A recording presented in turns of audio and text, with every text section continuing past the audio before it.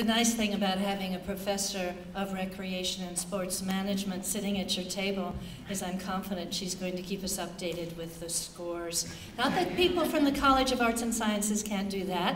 I'm from the College of Arts and Sciences. My husband and I, as you may have noticed, are huge Colts fans, and we have our assigned seats during the games. And the only way I was able to get away from my assigned seat today was if I agreed to wear my shirt, my lucky charm, keep my fingers crossed, and so on and so forth. My name is Sherry Dailey. I'm on the steering committee of the OLLI Lifelong Learning Institute. And I have been asked to say a little bit about the history of the Institute, as well as a few words about the work that the endowment committee is doing right now. I've been asked to say a few words about the history because so many of you who are here don't know that history. You're newly arrived.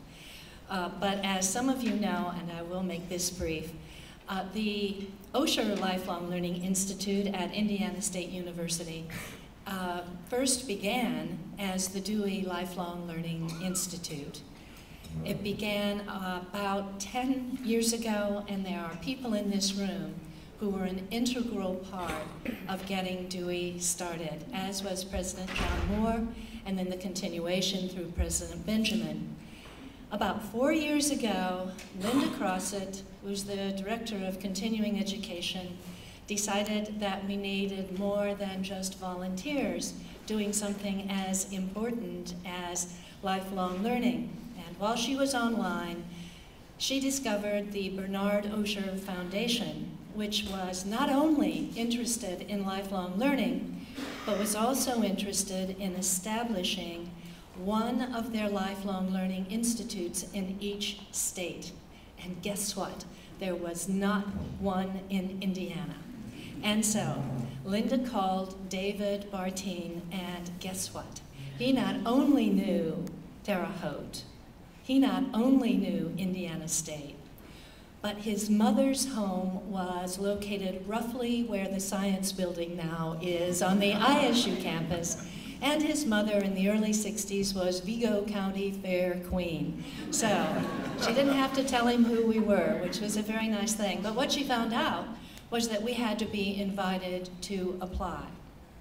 Apparently, Linda impressed them enough that they did invite us to apply for that first grant. And we received the first grant in 2006 for $100,000. That enabled probably the most important thing that has happened to us to happen. And that is we were able to hire Michelle Bennett. I would like for you at this moment to please give a round of applause to Linda Crossett, who got all of this started, thank you, and also to Michelle Bennett, who has kept all of this going.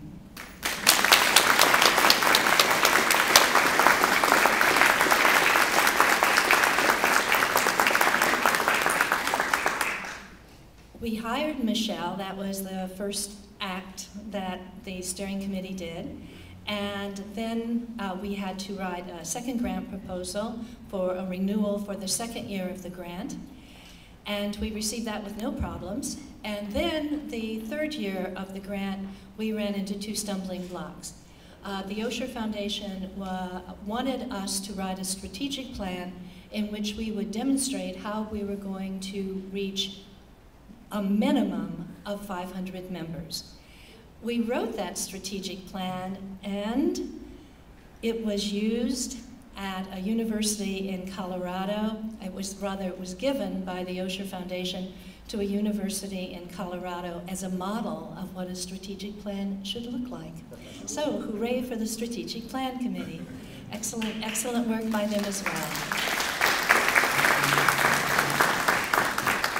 Most importantly, we operationalized that strategic plan, and that is why we, at last count, had 524 members and achieved that about 2 months before we anticipated that we would. We hoped to have it at the end of December, but instead, we had it in time for Michelle and Andrew to go to the National Convention where everybody congratulated them on a job well done.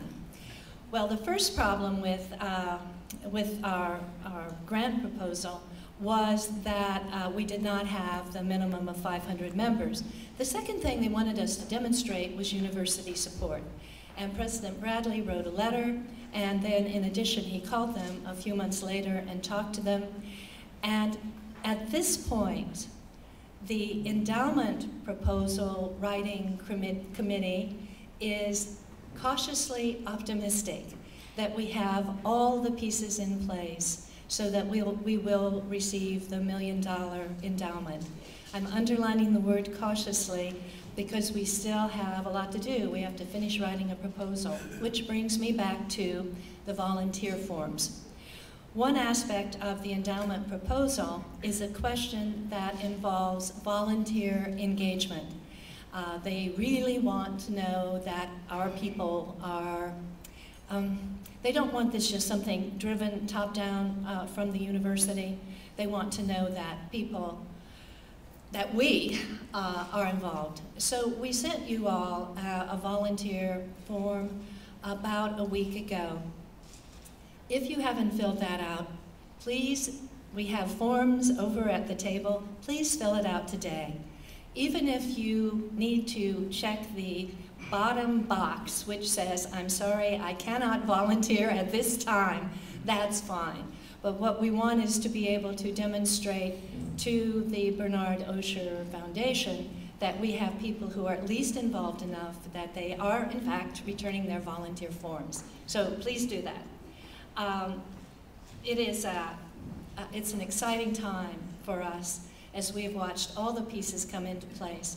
Most particularly, it's exciting for us at this moment because we are getting so much support from the university in so many directions, not only in kind support, but also financial support. We are confident that the pieces gradually and individually are slipping into place, and we are growing more and more confident that the Bernard Osher Foundation will not find any reason to say no to us. Would you applaud that thought?